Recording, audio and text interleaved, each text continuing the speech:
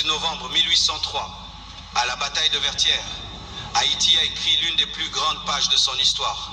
Une victoire qui a ouvert la porte à la liberté, à la dignité et à la naissance de la première République noire indépendante.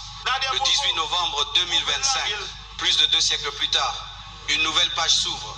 Haïti se qualifie pour la Coupe du Monde 2026. Une date symbolique, lourde de sens, qui rappelle au monde entier que malgré les épreuves, l'espérance n'est jamais morte en Haïti. Comme nos ancêtres à Vertières, le peuple haïtien prouve encore une fois qu'il peut se relever, surprendre, briller et marquer l'histoire. L'espoir s'allume de nouveau, un espoir qui parle de renaissance, d'unité, de force et d'un futur qui recommence à sourire.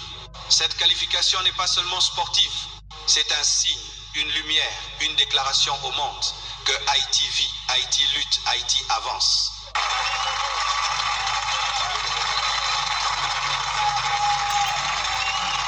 Bien-aimés frères et sœurs, dans une nation, vous pouvez avoir des raisonnements qui sont des forteresses du diable, qui vous empêchent d'être développés et de vivre la main de Dieu et la puissance de Dieu. Et aujourd'hui, Dieu m'a révélé 6 choses, 6 forteresses qui veut faire tomber aujourd'hui. Et je vous assure, si vous comprenez la parole de ce soir, votre pays sera béni. Mon message aujourd'hui, c'est la continuité du dernier message que j'ai donné à Port-au-Prince.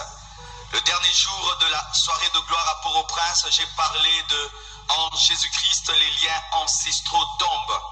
Et aujourd'hui, c'est la continuité du dernier message que j'ai donné à Port-au-Prince.